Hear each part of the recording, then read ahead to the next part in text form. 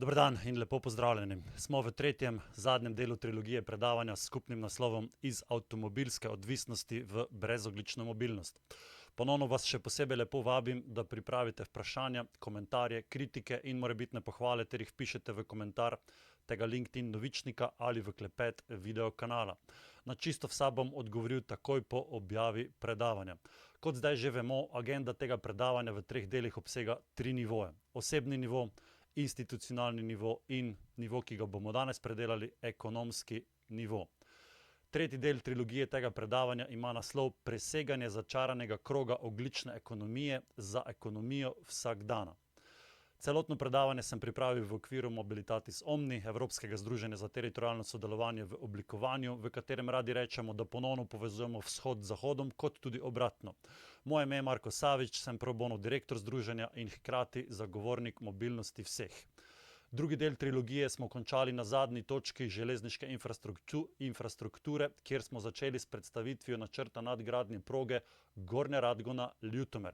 Kot že omenjeno, v Mobilitatis Omni smo s strani pristojnega ministrstva že bili pozvani, da na Slovenske železnice pošljemo vlogo za ponovno vzpostavitev potniškega prometa na progi Gornja Radgona-Ljutomer. Prejeli smo pričakovani odgovor, da proga ne ustreza tehničnim standardom za ponovno vzpostavitev potniškega prometa, predvsem z vidika signalno-varnostnih naprav in dostopa oziroma potniških peronov za vlake. Eno in drugo je sorazmerno enostavno rešljiv problem, tudi z možnostjo namestitve modularnih peronov na tej progi. Dve zadevi moram obvezno še omeniti, preden predstavim načrt nadgradnje za železniško progo Gornja Radgona-Ljutomer. Prva zadeva je neobjavljena študija strokovne podlage in predštudije upravičenosti za nadgradnje regionalnih železniških prog v Republiki Sloveniji ter železniškega omrežja na področju ljubljanske urbane regije, ki smo jo pridobili v Mobilitatis Omni. In drugo je vizija 2050 plus razvoj slovenskega železniškega omrežja, ki jo je pripravilo ministrstvo prejšnje vlade. V študiji o regionalnih progah iz leta 2017 sicer po navodilu ministrstva ni bila ocenjena upravičenost za nadgradnjo proge Gornja Radgona-Ljutomer, je bilo pa ugotovljeno, da bi bila smiselna vzpostavitev čezmejnega avtobusnega transferja Ljutomer-Gornja Radgona-Radgonske Toplice do železniške postaje v frekvenci pol ure. Glede vizije 2050+, ki jo je objavila vlada Republike Slovenije v mandatu 2018 do 2022, je treba povedati, da je v tej viziji načrtovano, da se proga Gornja Radgona-Ljutomer nadgradi po letu 2050. Prvo, obojesmerni avtobusni čezmejni transfer Ljutomer-Gornja Radgona-Radgonske Toplice je nekaj, kar bi bilo smiselno čim prej zagotoviti. Drugo, nadgradnjo proge Gornja Radgona-Ljutomer po letu 2050 je težko sploh komentirati, raje bomo predstavili pripravljen načrt za nadgradnjo te proge. Kot omenjeno, v Mobilitatis Omni ocenjujemo, da je edina realna možnost za regionalne proge, tudi za progo Gornja Radgona-Ljutomer, da se vpišejo v TEN-T. Radgonska proga je na odseku med Špiljami, nemško Špilfertstraße in Radgonskimi Toplicami, nemško Bad Radkersburg, dolga 31,1 km. Med Gornjo Radgono in Ljutomerom 23,1 km in manjkajoča povezava ter most sta ocenjeni na 4 do 8 km. Predlagamo vpis v razširjen jedrni TEN-T, nadgradnjo obstoječe enotirne proge z odstavnimi pasovi tudi za najtežji tovorni promet, elektrifikacijo v izmenični tok, hitrosti do 120 km/h in nenazadnje vzpostavitev večnivojskih križanj. Del te nekoč enotne radgonske proge je v sosednji Avstriji že predviden tudi za elektrifikacijo do leta 2031 s ciljem zmanjšati potovalni čas na tem odseku proge iz sedanje slabe ure na pol ure. K doseženi nadgradnji te radgonske proge, kot se je originalno reklo na strani v Avstriji, smo brez lažne skromnosti pripomogli tudi v združenju Mobilitatis Omni. Tako, pripotovali smo tudi do zadnjega dela predavanja, to je do tretje točke, ki je ekonomski nivo ali kaj naj mi naredimo za večjo konkurenčnost obmejnih regij. Dovolite, da začnem ta tretji del z znamenito izjavo Johna F. Kennedyja med inavguracijskim govorom za predsednika ZDA 20. januarja 1961. Torej, moji ameriški rojaki, ne sprašujmo se, kaj bo Amerika storila za nas, ampak se vprašajmo, kaj lahko mi naredimo za lastno državo. V tej smeri deluje združenje Mobilitatis Omni. To je naše osnovno izhodišče. da obstoječe premoženje, v tem primeru železniško in drugo infrastrukturo, smiselno bistveno bolje izkoriščamo, kot smo temu trenutno priča. To pomeni, da moramo doseči prej omenjeno, da vpišemo vse, tudi regionalne proge v TNT. Hkrati moramo potem prek EZTS tem progam in njihovim manjkajočim členom zagotoviti 85% evropsko sovlaganje. Tudi na Direkciji za infrastrukturo, kjer so pripravili podlage za že omenjeno vizijo 2050+, kjer so predvideli nadgradnjo proge Gornja Radgona-Ljutomer šele po letu 2050, se strinjajo, da je vsaka proga, ki pridobi 85% sovlaganje, več kot izvedljiva.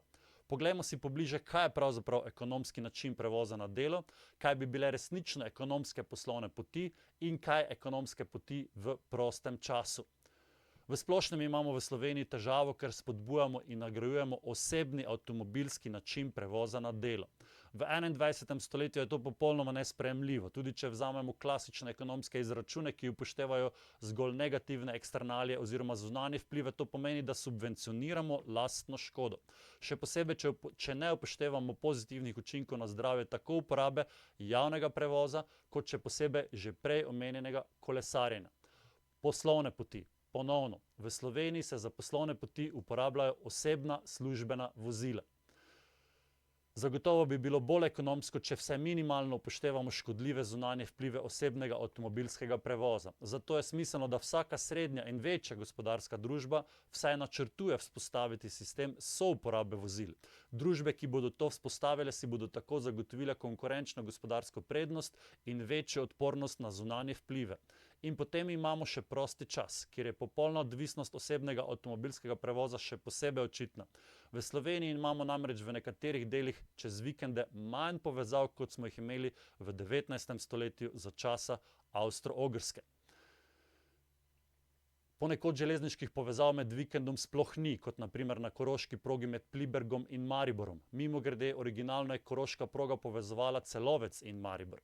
Vse to seveda potem pomeni, da smo za premikanje znotraj Slovenije v prostem času popolnoma odvisni od osebnega avtomobilskega prevoza. Verjetno smo na osebni ravni že vsi izkusili, da takoj, ko pridemo čez severno, zahodno ali tudi vzhodno mejo, je naša izkušnja uporabe železniškega prevoza popolnoma samoumevna tudi med vikendi.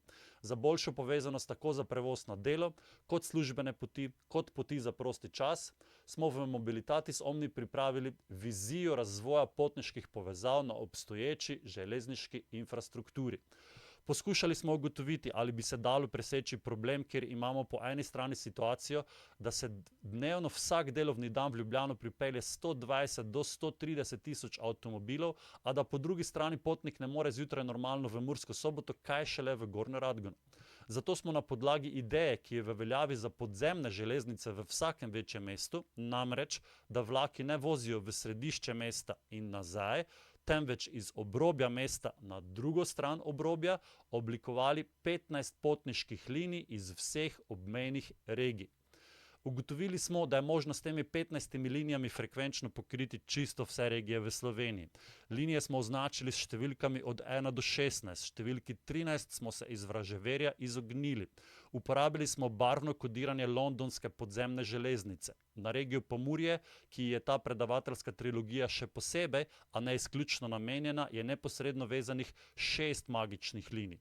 Linija številka 1, 6, 7 in linije 11, 15 ter 16. Vse linije so mišljene kot pari vlakov iz obeh smeri, če jih čisto na kratko predstavim. Linija številka 1, označena z rjavo, je regionalna linija Kranj-Maribor oziroma Murska Sobota. Enka ima 11 postankov do Maribora in 14 do Murske Sobote. Regionalna linija številka 6, označena z roza barvo, je linija Koper-Maribor v različicah do Budimpešte oziroma Velenja. Je linija, ki omogoča direktne frekvenčne povezave do obale tako po Murski, Podravski kot Savinjski regiji. Linija številka 7, označena sivo, je regionalna linija Maribor-Murska Sobota kot lokalna linija Pliberk-Lendava in kot mednarodna linija Celovec-Varaždin. Sedmica omogoča hitro in frekvenčno regionalno povezavo med Mariborom in Mursko Soboto, mednarodno povezavo med Celovcem in Varaždinom ter lokalno povezavo med Plibergom in Lendavo. Lokalna in regionalna linija številka 11, označena svetlo modro, lokalno kot Velenje Krško via Podčetrtek in Velenje Zaprešić via Rogatec, ter kot regionalna linija Velenje Murska Sobota. Enajstica povezuje Savinjsko regijo s Pomurjem, ponovno Savinjsko regijo prek Hrvaške s Posavjem in še posebej ponovno frekvenčno Savinjsko regijo s Krapinsko županijo na Hrvaškem. Naslednja je linija številka 15, označena z jabolčno zeleno, kot mednarodni liniji Lendava-Jagršek in Lentiba-Lipnica, ter kot lokalna linija Lendava-Ruše via Gornja Radgona, Radgonske Toplice. Tudi 15-tica, podobno kot 7-mica, ponovno povezuje Lendavo z železniškim omrežjem v Sloveniji in sosednjimi državami s Hrvaško, Avstrijo in še posebej z Madžarsko. 6., zadnja predlagana magična linija vezana na Pomurje je linija številka 16, označena z modro-zeleno, kot mednarodna linija Murska Sobota-Sombotel oziroma metropolitanska linija Zagreb-Bratislava. 16-tica se vzpostavi po vzpostavitvi proge iz Krapine v Varaždin na Hrvaškem, ki je že v načrtu za nadgradnjo s 85-odstotnim evropskim sovlaganjem mimogrede. Na Madžarskem linija teče po progi med Jagrškom in Sombotelom do morebitne nadgradnje proge med Zala-Löwim in Komendom, kar bi potovanje do Bratislave še bistveno skrajšalo. Čisto vse predlagane linije so po obstoječi železniški infrastrukturi. Tam, kjer so manjkajoči členi, kot je to manjkajoči most Gornja Radgona, Radgonske Toplice, se začasno vzpostavijo avtobusni transferi. Tako, prispeli smo do konca predavanja iz avtomobilske odvisnosti do brezogljične mobilnosti.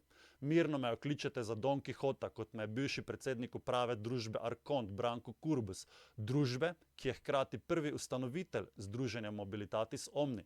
A ne pozabite, ideje so pomembne, kažejo nam pot, v človeški zgodovini smo s skupnimi močmi že veliko precej bolj utopičnih idej uresničili. Najlepša hvala za vašo pozornost, še enkrat, zelo bom vesel vaših vprašanj, pomislekov, komentarjev, kritik in morebitnih pohval. Vpišite jih v komentar LinkedIn Novičnika ali v klepet video kanala. Se vidimo in slišimo ponovno naslednji četrtek ob 2:30 popoldne s temo iz ekonomske zgodovine čezmejnih železniških prehodov na meji s Hrvaško.